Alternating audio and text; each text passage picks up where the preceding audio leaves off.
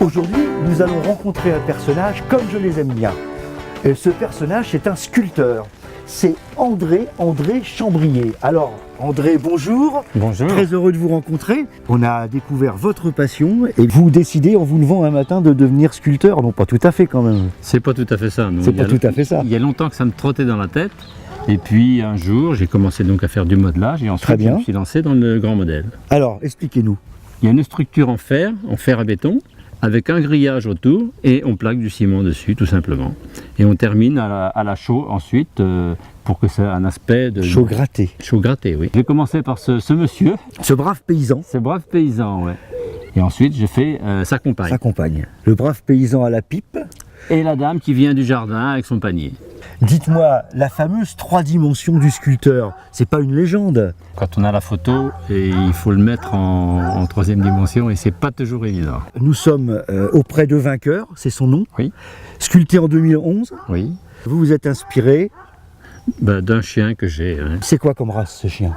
Anglo-français. Combien de temps pour réaliser une œuvre comme ça? Faut au moins 15 jours.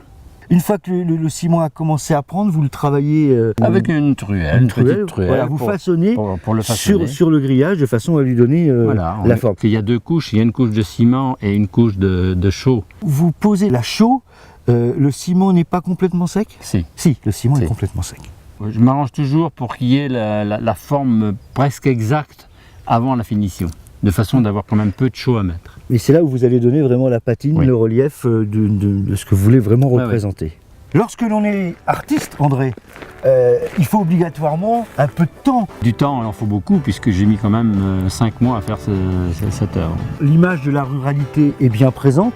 Nous sommes au milieu du champ de maïs. Oui. Quand on est d'ici, la perspective est vraiment impressionnante, puisque tout est grandeur nature. Ah oui, c'est complètement grandeur nature. Hein. Quand on le regarde de l'avant, il est magnifique, mais alors de l'arrière, on a vraiment cette impression du percheron. J'ai pris modèle sur un percheron qui est à la ferme Leroux.